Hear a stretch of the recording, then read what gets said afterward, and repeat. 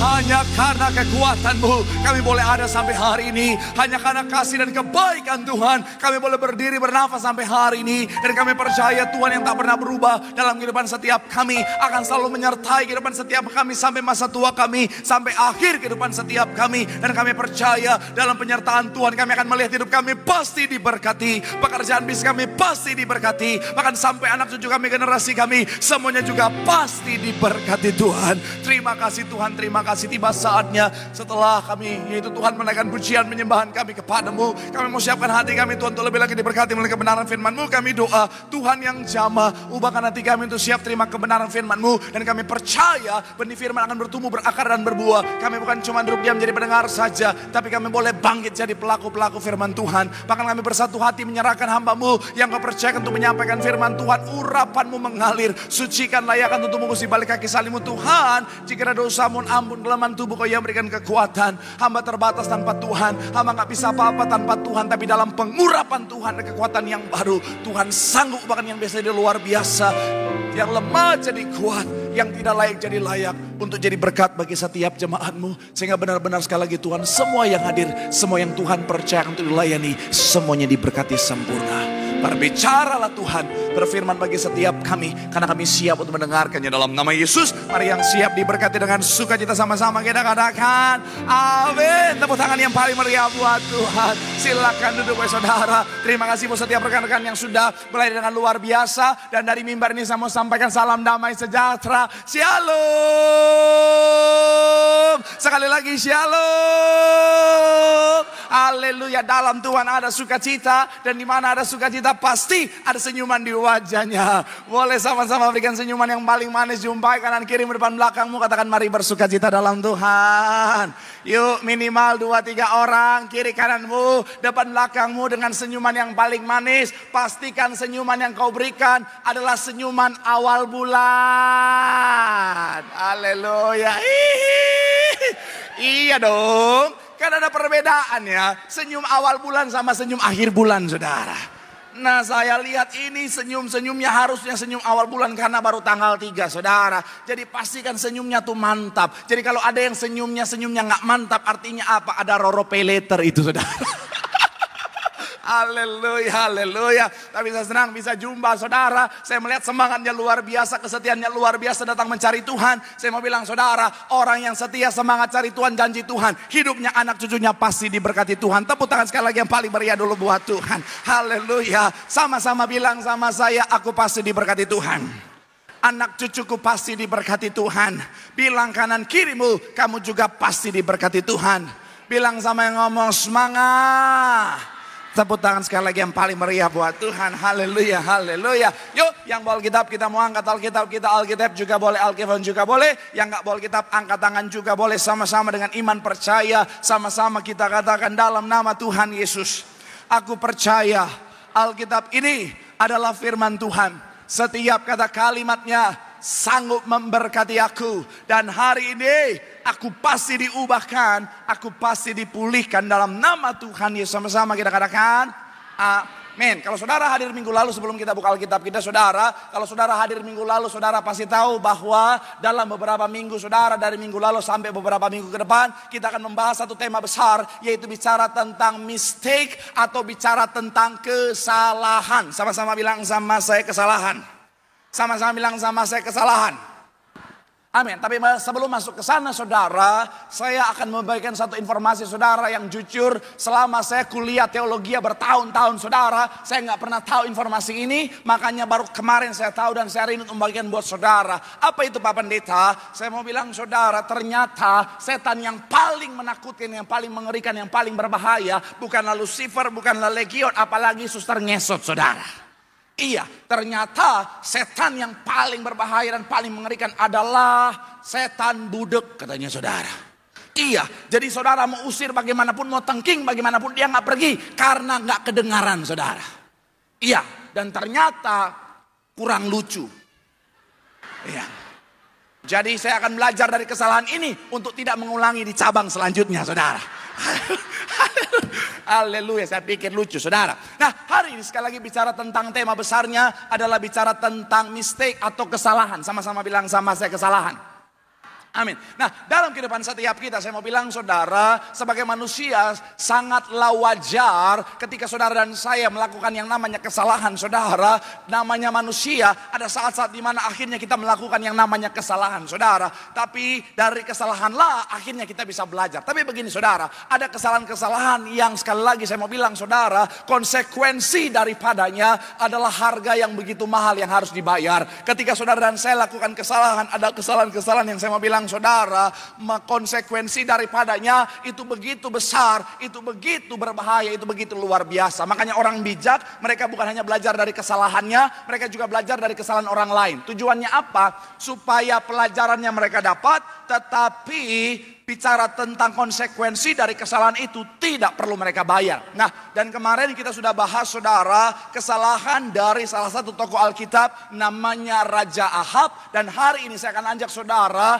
membahas kesalahan dari seorang yang saya percaya sangat familiar di telinga kita, namanya Yudas Iskariot. Sama-sama bilang sama saya, Yudas.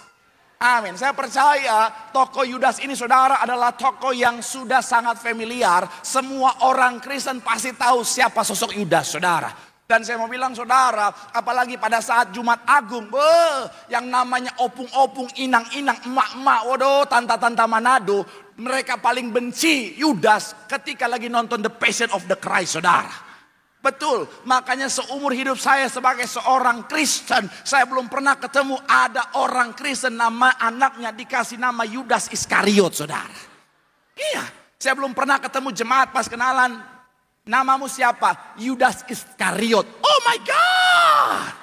Saya mau bilang saudara, kenapa? Karena sosok seorang Yudas sangat terkenal, tapi sayangnya bukan karena hal yang baik yang dia lakukan, malah justru kesalahan yang dilakukannya. Dan kita akan sama-sama belajar dari sosok seorang Yudas ini, saudara, dari kesalahannya, supaya kita tidak melakukan kesalahan yang sama dan menanggung konsekuensi yang sama. Doa saya dan saya percaya melalui firman Tuhan hari ini, semua yang hadir, semua yang menyaksikan, semuanya diberkati Tuhan. Tepuk tangan sekali lagi yang paling meriah dulu buat Tuhan. Haleluya, haleluya. Yuk kita angkat Alkitab kita baca dulu Alkitab kita saudara, yaitu di Lukas 6 ayat 13 sampai 16. Lukas pasalnya yang ke-6 ayatnya yang ke-13 sampai ayat yang ke-16. Kita akan baca bergantian, saya 13 saudara 14 kita gantian, ayat 16 kita akan baca sama-sama saudara. Apa kesalahan Yudas saudara yang harus kita hindari dalam kehidupan setiap kita? Yang sudah di sana ayat 13 sampai 16 boleh bilang aku diberkati. Ayat 13 demikian firman Tuhan. Ketika hari siang ia memanggil murid-muridnya kepadanya, lalu memilih dari antara mereka 12 orang yang disebutnya rasul. Ayat 14 silakan.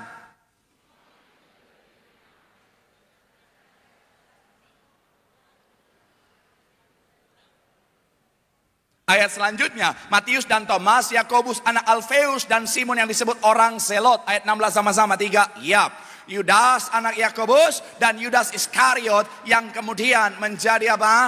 Pengkhianat. So, apa kesalahan Yudas yang harus kita hindari dalam kehidupan setiap kita seorang percaya? Yang pertama saya mencatat adalah Yudas tidak mengenal Yesus dengan benar. Sama-sama bilang sama saya, tidak mengenal Yesus. Tidak mengenal Tuhan dengan benar. Amin. Kalau saudara perhatikan, Yudas sebenarnya itu masuk pada salah satu orang yang ada dalam inner circle Tuhan Yesus. Dari sekian banyak murid Tuhan Yesus, kalau saudara pelajari murid Tuhan Yesus itu saudara, bukan hanya 12 itu saudara, tapi juga ada 70 yang lain dan juga yang lebih besar lagi secara jumlah saudara. Tetapi Yudas akhirnya dipilih untuk masuk dalam salah satu inner circle Tuhan, yaitu di dalam 12 rasul. Dan saya mau bilang saudara, ini sebenarnya sebuah hal yang sebenarnya harusnya membuat Yudas mengenal Tuhan dengan baik. Kenapa? Karena dia dengar Tuhan bicara tentang firman, dia dengar pengajaran Tuhan secara langsung, dia lihat mujizat Tuhan secara langsung, bahkan dia bisa berbicara secara langsung, secara dekat dengan Tuhan Yesus. Tapi sayangnya lebih dari 3 tahun Yudas bersama-sama dengan Tuhan Yesus, dia tidak punya pengenalan yang benar akan Yesus. Kenapa bisa begitu Pak Pendeta? Karena kita bisa lihat Yudas menjual Tuhan Yesus dengan berapa? 30 keping Saya mau bilang saudara, seandainya Yudas mengenal Tuhan dengan benar, dia tidak akan jual Tuhan Yesus. Kenapa? Karena dia tahu bahwa Tuhan Yesus jauh lebih berharga daripada sekedar 30 keping perak itu saudara. Saya mau bilang saudara, apa yang Tuhan Yesus sediakan, apa yang Tuhan Yesus siapkan lebih berharga dari sekedar hanya 30 keping uang perak. Tapi sayangnya karena Yudas tidak mengenal Tuhan, dia nggak tahu betapa berharganya Tuhan, makanya dia jual Tuhan dengan, sekali lagi saudara, sesuatu yang sangat-sangat tidak berharga. Saudara yang punya handphone, saya percaya saudara tahu nilai handphone saudara. Saudara boleh pegang di tangan saudara. Kemudian saya ingin bertanya kepada saudara, kira-kira ada nggak di antara saudara yang pegang handphone itu, saudara mau nggak ada yang menukar dengan uang 5.000 ini? Alias goceng. Ada nggak? Saya berharap dari tadi pagi ada jemaat yang hilaf dan berkata mau. Tapi saya mau bilang saudara, dari pagi nggak ada yang mau. Dan saya percaya jemaat Bekasi juga nggak ada yang mau. Yang di rumah juga nggak akan yang mau. Kenapa?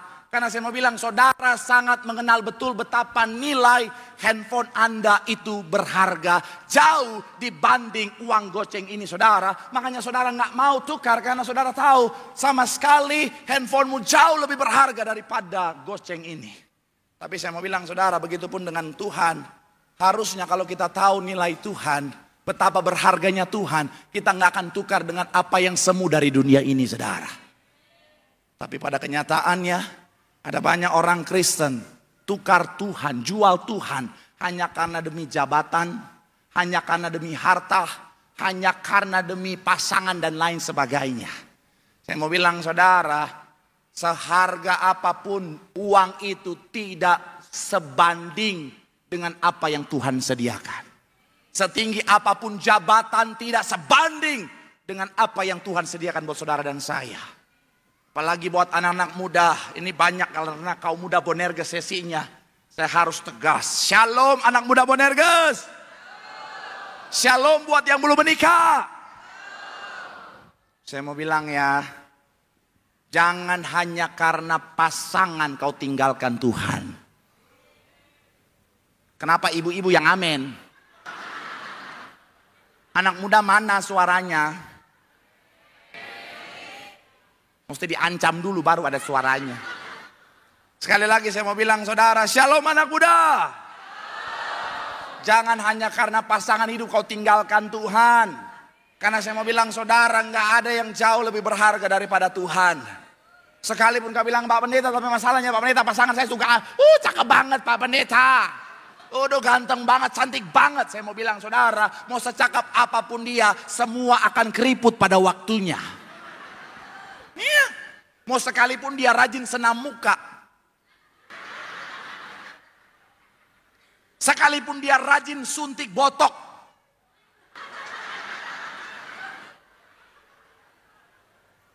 iya. Saya mau bilang semua akan keriput pada waktunya. Jadi jangan tukar apa yang kekal dengan apa yang sementara. Rugi. Saya mau bilang saudara, jadi jangan lagi ada anak Tuhan. Apalagi anak muda Bonerges, jemaat Tiberias masih suka nanya Pak Pendeta, boleh nggak pacaran beda agama? Nanya lagi gua colok mata lu. Ini pendeta galak banget. Nggak apa-apa. Lebih baik tubuh binasa daripada jiwamu binasa.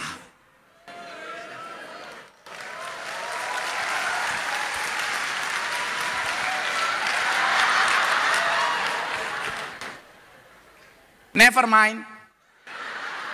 No smoking. Tapi betul, saya ngomong ini bukan tanpa alasan. Saya satu ketika sedikit kesaksian karena ini sesi anak muda ya. Saya mau bilang satu ketika pacaran dengan seorang wanita dari luar negeri, saudara. Iya. Apakah cantik? Oh, so pasti. Iya. Tapi satu ketika dalam perjalanan hubungan kami saling mengenal, dia lihat saya semangat pelayanan, tiba-tiba dia berkata kepada saya, "Kamu kenapa semangat sekali pelayanan? Tuhan itu tidak ada. Dia hanya ada di pikiranmu saja." Oh my God. Dalam hati saya, ini yang mau jadi ibu pendeta. Oh my God. Tapi saya langsung ambil ketegasan. Saya bilang, you and I end.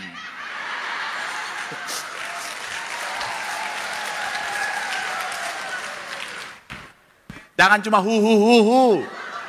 Ntar di posisi itu, ya nggak apa-apa lah Pak Pendeta. Sekalipun gelap dan terang tidak boleh bersatu, ada lampu LED Pak Pendeta. Hey, saya mau bilang saudara, sesi ini memang sesi paling kacau-kacau guys. Saya mau bilang saudara, jangan pernah tukar Tuhan yang luar biasa dengan sesuatu yang sementara saudara. Saya mau bilang saudara, Yudas jual Tuhan karena dia tidak mengenal Tuhan dengan baik, dengan benar saudara. Makanya pastikan saudara dan saya, kita sekali lagi saudara, kita punya pengenalan yang benar akan Tuhan. Ketika saudara dan saya punya pengenalan yang benar akan Tuhan, kita akhirnya akan sungguh-sungguh mengerti betapa berharganya Tuhan dalam kehidupan setiap kita. Saya sedikit saudara, iseng-iseng saudara suka baca-baca kesaksian orang-orang yang ninggalin Tuhan dan orang-orang yang meninggalkan segalanya untuk Tuhan saudara. Dan saya menemukan begini saudara, orang-orang yang ninggalin Tuhan saudara, rata-rata mereka punya statement bilang begini, oh karena saya pikir, semuanya berdasarkan pemikiran mereka yang keliru itu saudara. Tapi berbeda dengan orang-orang yang rela tinggalkan segalanya demi untuk Tuhan. Saya pelajari saudara, mereka punya kesamaan juga. Mereka berkata apa? Ya karena kami ngalamin perjumpaan dengan Tuhan, karena Tuhan datang kepada kami, Tuhan itu datang dan kami bisa mengenal Tuhan. Dan akhirnya apa? Dalam perjumpaan dengan Tuhan menghasilkan pengenalan. Pengenalan menghasilkan pengertian bahwa Tuhan sangat berharga. Katakan amin. Saudara bisa lihat di banyak YouTube, di banyak artikel orang-orang yang ikut Tuhan, rela tinggalkan segalanya untuk Tuhan. Semuanya punya kesamaan karena mereka ngalamin perjumpaan yang membuat mereka mengenal Tuhan dengan baik. Nggak usah jauh-jauh, Bapak Ibu Gembala sidang kita saudara, mereka rela tinggalkan segalanya karena mereka ngalamin perjumpaan dengan Tuhan. Bahkan mereka rela kehilangan nyawa untuk Tuhan karena mereka tahu Tuhan jauh lebih berharga dari apapun. Boleh berikan tepuk tangan yang paling meriah dulu buat Tuhan. Haleluya. Sedikit saya mau ajak saudara untuk memahami satu pandangan lagi saudara. Pandangan yang kedua, ada pandangan yang bilang begini saudara, bahwa Yudas menjual Tuhan ini salah satunya karena selain karena uang, tetap ada satu hal juga, yaitu karena apa? Bahwa karena Yudas berpikir kalau dia jual Tuhan Yesus, Tuhan akhirnya akan memimpin pemberontakan. Dan akhirnya apa? Setelah memimpin pemberontakan, Tuhan akan menjadi raja atas bangsa Yahudi pada saat itu saudara. Kenapa? Karena Yudas kita tahu bersama saudara dari salah satu daerah namanya Keriot. Kalau saudara ingat marganya apa Yudas? Kariot. Adalah bicara tentang dia laki-laki. Kariot adalah menunjukkan asalnya, daerahnya namanya Keriot atau Kariot saudara. Nah, dan kalau saudara perhatikan sedikit latar belakangnya, dari 12 rasul yang Tuhan Yesus pilih, 11 itu berasal dari Galilea, hanya Yudas saja yang dari Yudea. Saudara boleh munculkan gambarnya. Jadi 11 itu dari Galilea, hanya Yudas saja yang dari Yudea saudara. Nah, dan di daerah Yudea inilah ada satu daerah namanya Keriot. Dan menurut seorang pakar sejarah Alkitab namanya William Berkeley saudara, dia menerangkan begini saudara, bahwa di Keriot itu saudara, gambar selanjutnya, ada kelompok yang sangat radikal, kelompok pejuang Yahudi yang sangat radikal terhadap penjajahan Romawi. Dan Yudas disinyalir adalah salah satu bagian dari mereka. Jadi mereka punya pemahaman begini saudara, bahwa kalau seandainya Tuhan Yesus itu ditangkap, Tuhan Yesus akhirnya akan memimpin pemberontakan dan akhirnya apa? Akan menjadi raja atas bangsa Yahudi. Dan saya mau bilang saudara, pemahaman ini juga didasari oleh karena apa? Karena mereka tidak mengenal Tuhan dengan baik saudara. Karena Tuhan datang ke dunia bukan untuk membebaskan bangsa Yahudi dari penjajahan Romawi, tapi untuk membebaskan manusia dari penjajahan dosa. Katakan amin. Tuhan bukan untuk jadi raja atas bangsa Yahudi, tetapi raja di atas segala raja. Boleh berikan tepuk tangan yang paling meriah sekali lagi buat Tuhan. Makanya sekali lagi saya mau bilang saudara, pastikan saudara dan saya kita punya pengenalan yang benar akan Tuhan. Pak Pendeta, so apa yang harus aku lakukan supaya punya pengenalan yang benar akan Tuhan? Kuncinya kita punya hubungan dengan Tuhan. Saudara dan saya ketika kita dekat dengan seseorang, kita akan mengenal orang itu. Saya punya, waktu zaman masih kos-kosan dulu saudara, saya punya teman sahabat saya sangat dekat saudara. Saya sangat dekat dengan dia, makanya saya mengenal dia dengan baik. Jangankan suara dia, suara motor dia juga saya sudah kenal saudara. Iya, dia masih depan gang kosan, sudah rem tem tem tem tem tem, oh itu dia. Iya. Saya mau bilang saudara, begitupun kita dengan Tuhan. Kalau kita punya hubungan yang erat sama Tuhan, keintiman dengan Tuhan, kita akhirnya mengenal Tuhan dengan baik. Kita akan mengerti betapa berharganya Tuhan. Tepuk tangan sekali lagi yang paling meriah dulu buat Tuhan. Bilang sama kanan kirimu, kenali Tuhanmu dengan benar. Tuhan adalah Tuhan yang sangat luar biasa. Tepuk tangan sekali lagi yang paling meriah buat Tuhan. Haleluya. Yang kedua saya mencatat di sini saudara, apa kesalahan dari seorang Yudas yang harus kita hindari? Yang kedua adalah Yudas membiarkan dirinya dikuasai oleh kedagingan. Sama-sama bilang, sama saya membiarkan diri dikuasai, didominasi keinginan daging. Coba kita lihat saudara ayat yang ke-6 di Yohanes 12. Yohanes pasalnya yang ke-12 ayat yang ke-6. Hari kalau saudara rasa agak lebih panas, saya merasakan itu saudara. Bukan karena ruangannya panas, tapi Roh Kudus lagi bekerja. Yuk ayat yang ke-6 sama-sama kita baca. 3, ya. Hal itu apa? Melainkan karena dia seorang apa? Pencuri. Ia sering apa?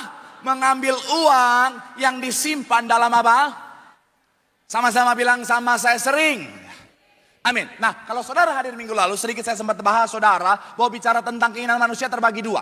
Ada yang berasal dari keinginan roh, ada yang berasal dari keinginan daging. Keinginan roh akan membawa saudara dan saya pada apa yang baik dan ujung-ujungnya kehidupan kekal. Tetapi keinginan daging akan membawa saudara dan saya pada keinginan dosa dan akhirnya ujung-ujungnya pada kebinasaan. Nah, dan seperti minggu lalu saya bahas saudara, saudara dan saya kita adalah orang-orang yang merdeka, katakan amin. Saudara dan saya, kita tidak terbelenggu oleh dosa. Karena apa yang Tuhan kerjakan di atas kayu salib itu sempurna. Sama-sama bilang, sama saya sudah merdeka. Amin. Nah makanya minggu lalu sempat saya bahas, iblis akhirnya memasang perangkap dosa. Supaya lebih detail, kita lagi undang iblis untuk masuk bersama-sama dengan kita. Iblis,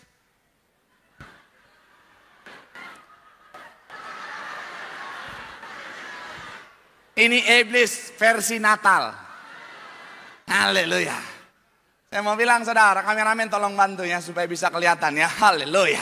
Nah, buat yang hadir minggu lalu pasti sudah tahu, yang gak hadir tanya sama yang hadir. Dan yang hadir kasih tahu sama yang gak hadir, makanya hadir. Saya mau bilang saudara, bahwa yang namanya iblis, dia memasang perangkap dosa, dan iblis berusaha untuk mendirect saudara dan saya supaya kita masuk pada perangkap dosa. Dan kalau saudara dan saya sudah masuk dalam perangkap dosa, akhirnya iblis akan menarik perangkap ini dan akhirnya apa? Mengikat setiap kita dan akhirnya kencang banget tarikannya.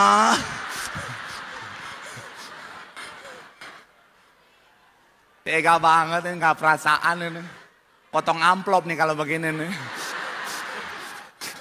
Saya mau bilang ya, iblis akhirnya menarik katanya. Dan kalau saudara seperti ini, saya mau bilang saudara, ujung-ujungnya kita akan ditarik pada jurang kebinasaan saudara. Nah, tapi begini saudara, kita akan sedikit mundur saudara. Bicara tentang iblis ketika dia pasang perangkap dosa. Saya mau bilang saudara, orang yang dikuasai Roh Kudus tidak akan masuk pada perangkap iblis, katakan amin. Kenapa? Karena Roh Kudus akan mengingatkan, Roh Kudus akan mengarahkan, Roh Kudus akan melindungi saudara dan saya supaya kita nggak masuk pada perangkap iblis. Makanya saya percaya orang Kristen pasti pernah merasakan Roh Kudus bicara dalam hatinya. Amin. Ketika misalnya ada godaan, ada panggilan untuk sesuatu yang tidak berkenan di hadapan Tuhan, akhirnya di hati kita Roh Kudus bilang apa? Jangan ke sana, itu berbahaya, itu dosa dan lain sebagainya. Dan orang yang dikuasai oleh Roh Kudus akan terhindar dari perangkap iblis. Nah, pertanyaan saya, jika orang ini dikuasai oleh Roh Kudus, bagaimana cara iblis membuat orang yang dikuasai oleh Roh Kudus berubah menjadi orang yang dikuasai kedagingan dan akhirnya mau membawa dirinya pada perangkap dosa?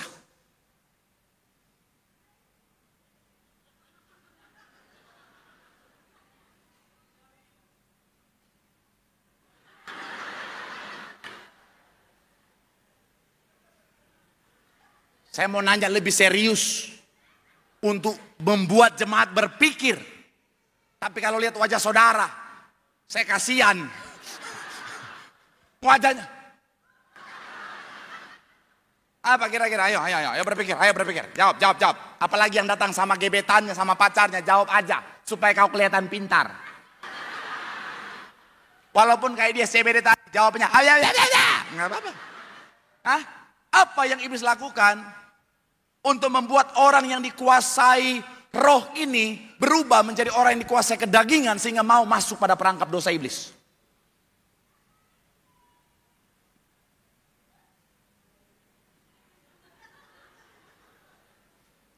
Ayo jawab aja, kalau salah tuh nggak masuk neraka. Ayo. Jangan takut, jangan resah. Hah? Bingung? Ada 2 juta rupiah yang disiapkan untuk saya sendiri. Saudara bingung? Supaya tidak bingung, kita panggil iblis. Apa yang iblis lakukan untuk supaya orang yang dikuasai oleh roh berubah menjadi orang yang dikuasai oleh kedagingan? Mana iblis yang selanjutnya?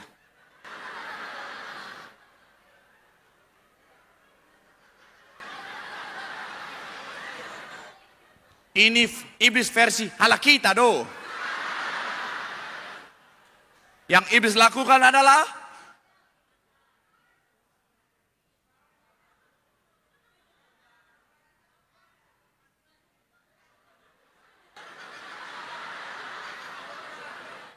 ayo iblis. Tunggu, doa dulu.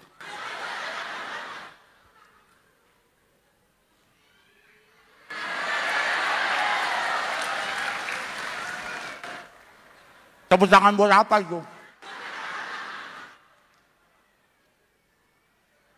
Seumur-umur saya jadi pendeta, baru sekarang saya khotbah sambil makan, saudara.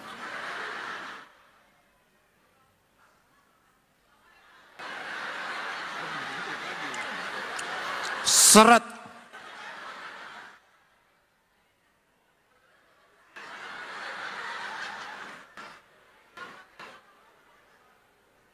Mana ibu nonton lagi? Maaf ibu.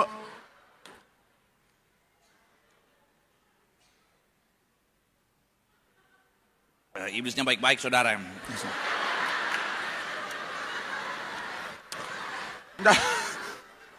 Jadi apa yang iblis lakukan? Kasih makan apanya? Kedagingan. Jadi orang yang awalnya dikuasai oleh roh, iblis kasih makan kedagingannya supaya kedagingannya menjadi besar. Dan orang yang dikuasai kedagingan, orang yang sudah dikuasai kedagingan akan akhirnya membawa dirinya pada perangkap dosa iblis supaya kedagingannya itu terpuaskan saudara terus. Dan makanya saya mau bilang saudara, hati-hati dengan apa yang kau kasih makan. Pastikan yang kau kasih makan adalah rohmu, bukan kedaginganmu. Jangan tergoda untuk kasih makan kedagingan. Karena kalau saudara dan saya sudah tergoda kasih makan kedagingan, ujung-ujungnya kedagingan yang menguasai kehidupan setiap kita saudara. Dan saya mau bilang saudara, iblis kadang-kadang pelan-pelan mainnya saudara, nggak langsung tiba-tiba jadi dosa besar. Kadang-kadang iblis kasih makan kedagingan kita dengan hal yang kayaknya tidak berbahaya, mulai hal-hal yang kecil dulu, tapi ujung-ujungnya membawa pada kedagingan yang besar saudara. Contohnya bicara tentang curi, kadang-kadang iblis nggak langsung pancing kita dengan nominal yang besar. Kadang-kadang mulai dari kecil-kecil dulu saudara, karena kalau langsung besar 1 triliun langsung ketika dia curi langsung stroke ringan. Makanya pelan-pelan dulu, yang kecil-kecil dulu, 100-200 ribu, terus, baru yang gede-gede saudara. Makanya perselingkuhan gak langsung jadi perselingkuhan. Gak langsung iblis bawa pada kondisi di mana ketemu orang, mari kita selingkuh, hayo. Iya. Biasanya berawal dari like foto. Makanya saya mau kasih tahu buat para pria, buat para bapak-bapak ya. Kadang-kadang wanita itu ngelarang saudara, para pria, para bapak-bapak untuk nge-like wanita lain. Karena dia tahu di situ ada celah. Betul para wanita?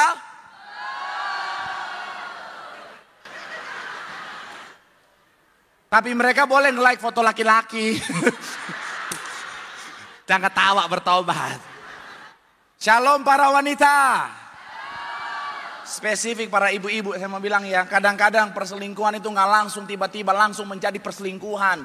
Kadang-kadang berawal dari chattingan mantan di Facebookmu dengan tulisan hai. Dan saya mau bilang ya, dari hai ini iblis langsung panas-panasin. Balas, balas, balas.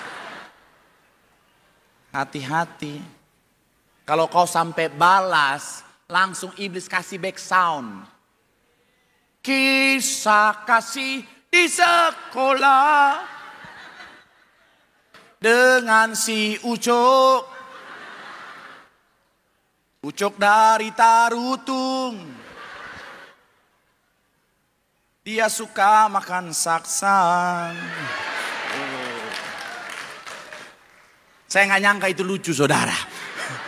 Tapi saya mau bilang iya kan. Makanya hati-hati. Saya mau bilang, saya selalu ingatkan buat ibu-ibu. Hati-hati bu. Menurut banyak survei, ada banyak perselingkuhan berawal dari curhat. Sekali lagi, shalom ibu-ibu. Saya pendeta, saya sayang sama saudara. Saya mau ingetin buat saudara. Sekalipun ada tawaran untuk curhat di luar, tetap curhat hanya sama suami saja.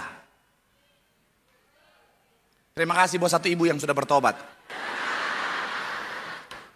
Tapi nggak apa-apa, di sini masih lebih kalem. Tadi di SCBD ada ibu teriak, tapi suami saya budak Pak Pendeta, darah Yesus Tuhan. Bukan dalam arti sebenarnya, tapi setiap dia curhat ternyata suaminya cuek. Saya mau bilang ya, memang kadang-kadang ketika ibu-ibu curhat ke suami itu kadang-kadang kayak cuek gitu ya. Ibu-ibu udah curhat panjang lebar, tahu nggak apa? Suami cuma, oh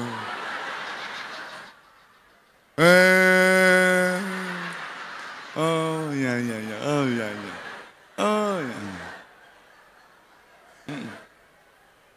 Kadang-kadang main HP doang.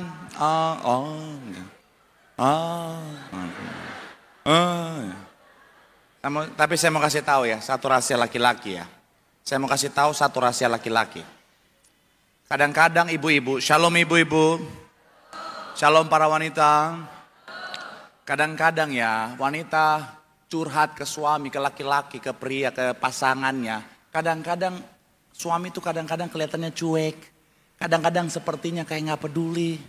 Tapi saya mau bilang ya, dari lubuk hati yang paling dalam. Ya. Saya mau kasih tahu ya, mungkin kami laki-laki ketika Anda curhat kami seakan-akan gak peduli. Tapi dari lubuk hati yang paling dalam kami mau bilang, kami memang gak peduli.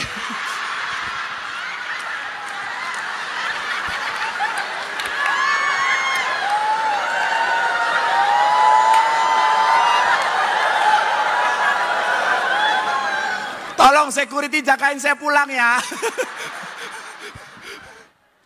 Aduh. Iyalah udah capek mikirin kerjaan. Ini malah cerita tentang berantem sama tukang sayur lagi. Tapi sekali lagi saya mau bilang saudara. Ini sabar ya.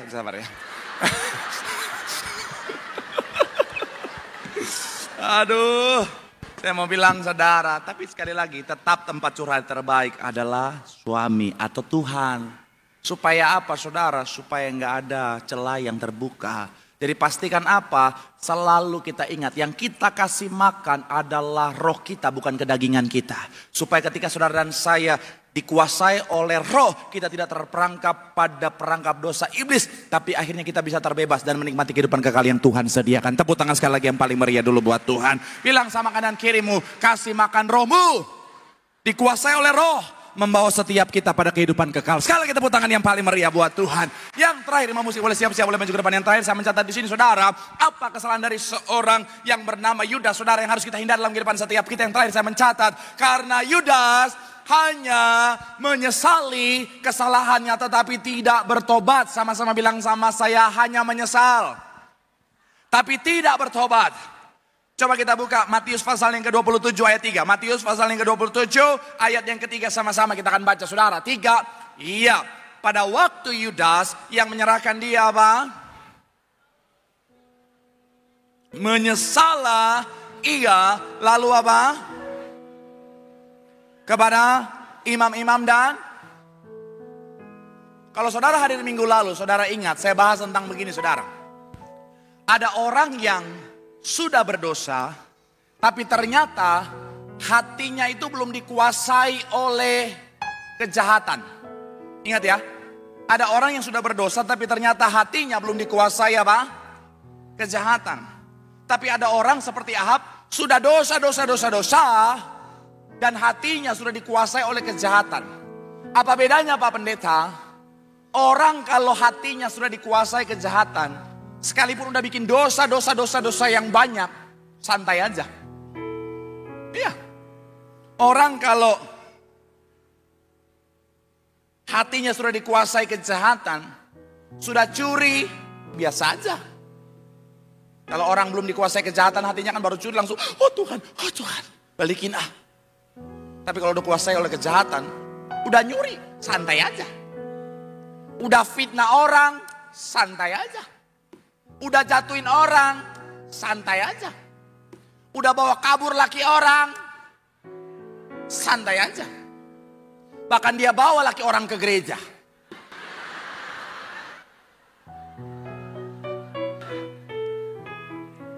Mau ngapain? Supaya didoakan hubungan kami gak ketahuan.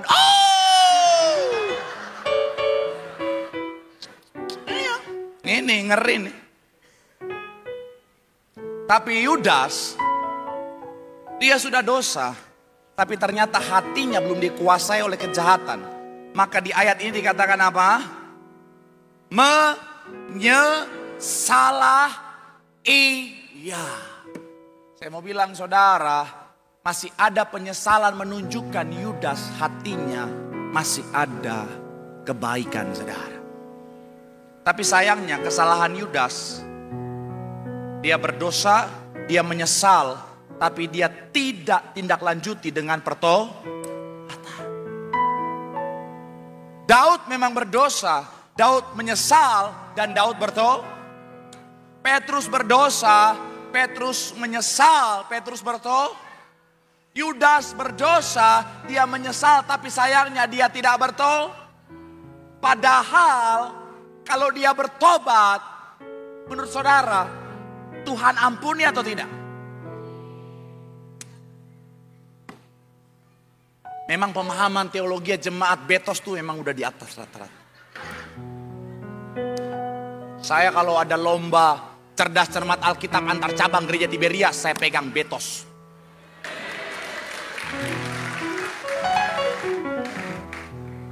Saya ngomong itu di semua cabang.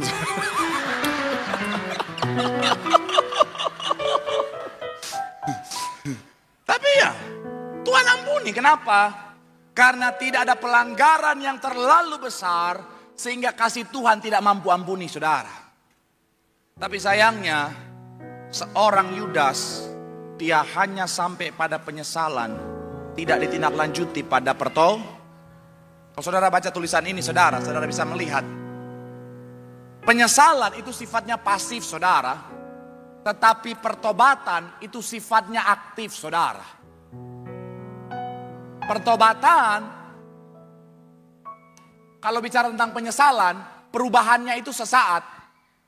Sedangkan pertobatan itu menginginkan perubahan secara permanen.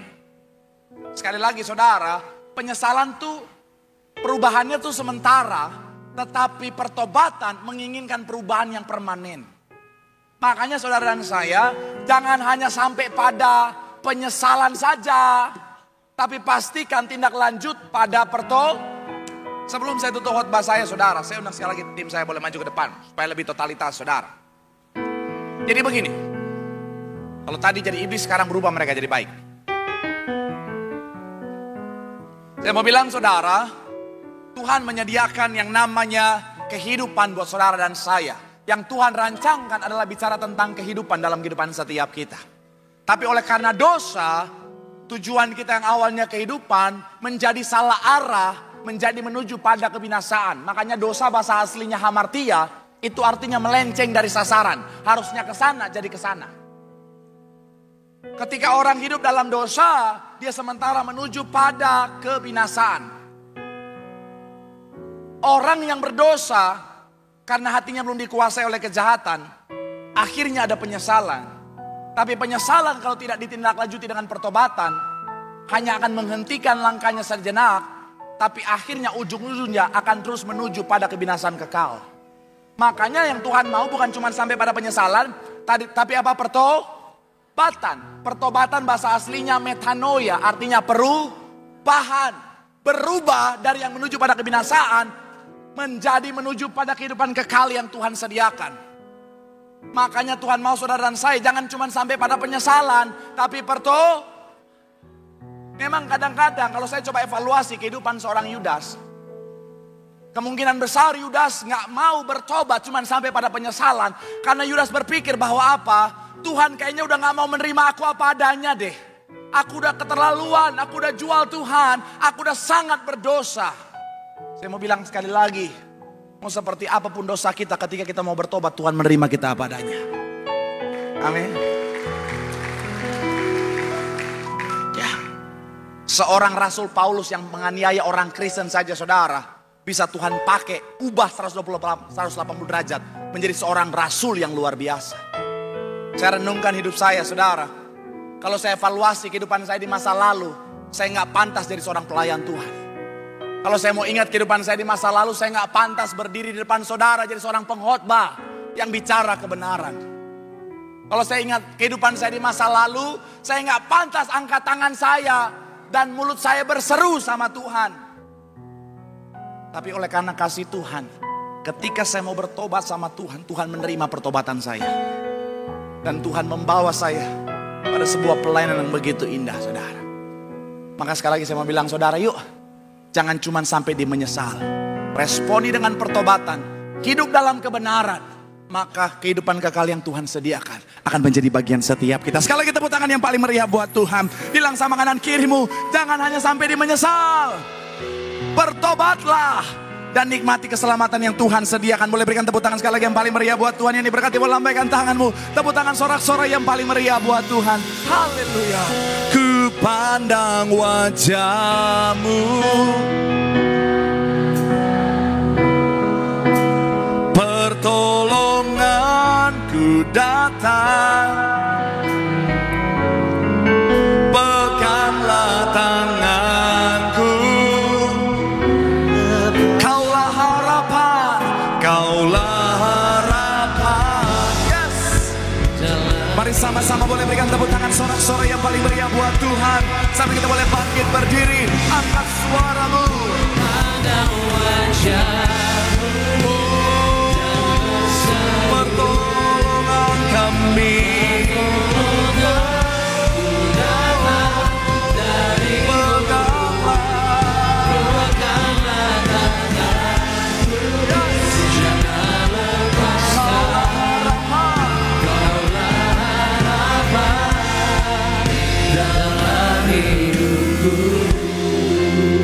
Mari sama-sama doa di hadapan Tuhan malam hari ini. Salah satu pesan penting belajar dari kesalahan seorang Yudas adalah jangan hanya stay di penyesalan saja, tapi pastikan kau tindak lanjuti dengan pertobatan. Mungkin saudara berkata, Pak Pendeta, saya mau untuk hidup dalam pertobatan, saya mau untuk berjalan dalam pertobatan, tapi masalahnya saya gak mampu Pak Pendeta. Saya udah berusaha tapi saya gagal Pak Pendeta, saya gak kuat. Ingat, ada tangan Tuhan yang menopangmu, tangan Tuhan yang menguatkanmu, yang akan menuntunmu untuk mampu berjalan dalam pertobatan. Sambil angkat tanganmu, pandang Tuhan, rasakan tangan Tuhan menggandeng tanganmu, tangan Tuhan menggendongmu, menguatkanmu. Sambil terus angkat tanganmu, pandang Tuhan.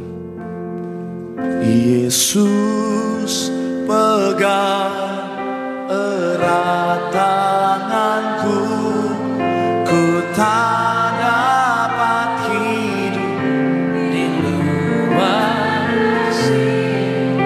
Bapa, jangan tinggalkan. Amin.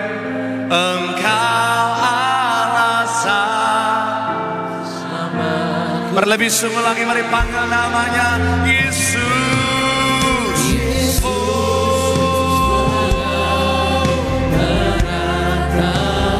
Ku tak dapat hidup Tuhan, panggil dia Bapa.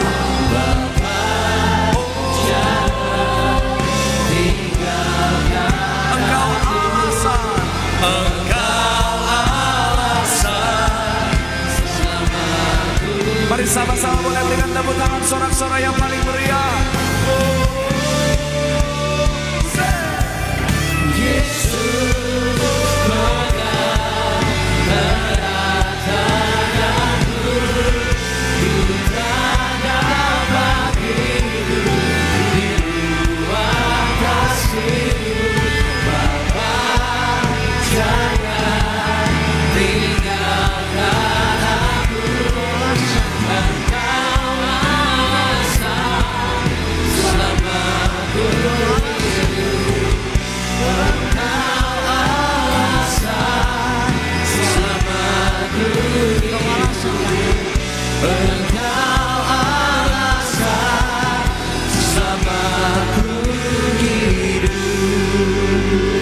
Kita kasih tepuk tangan sorak-sorai kemuliaan di atas kepala kita malam hari ini bagi nama Tuhan Yesus.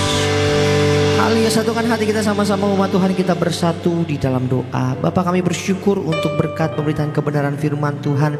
Kami mau nyatakan bahwa Engkaulah satu-satunya alasan untuk kami boleh mengucap syukur atas setiap apapun yang boleh terjadi dalam setiap kehidupan kami. Terlebih sore malam hari ini kami mengucap syukur berterima kasih untuk berkat pemberitaan kebenaran firman Tuhan yang boleh kami dengar pada sore malam hari. Kami berdoa biarlah kiranya firman-Mu Tuhan Yesus boleh menjadi rema dalam setiap kehidupan kami, pelita bagi langkah kaki kami. Tuhan Yesus berkati, urapi hamba-Mu yang terkasih Bapak Pendeta Marcel Serang, berkati bersama dengan istri, anak, keluarga. Tuhan Yesus selalu memberkati.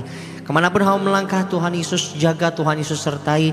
Apapun yang hamba mengerjakan, Tuhan Yesus buat semuanya menjadi berhasil. Terlebih Tuhan Yesus, sepanjang hari ini hamba-Mu melayani bersama dengan tim kami, percaya pelayanan hamba-Mu boleh menjadi berkat bagi setiap jemaat-jemaat Tuhan. Nama Tuhan terus dipermuliakan, nama Tuhan Yesus terus ditinggikan. Dan sebentar Tuhan, kami akan masuk di dalam sakramen perjamuan kudus. Namun sebelumnya kami membawa korban syukur kami. Kami mau kasih yang terbaik buat Tuhan Yesus, sebab kami tahu Tuhan Yesus telah terlebih dahulu memberikan yang terbaik bagi setiap kami. Di dalam nama Tuhan Yesus, setiap kita kaum muda-muda regas, setiap kita jemaat Tuhan yang diberkati dan siap diberkati lebih lagi. Sama-sama di malam hari ini umat Tuhan kita katakan amin. Amin. Silakan duduk.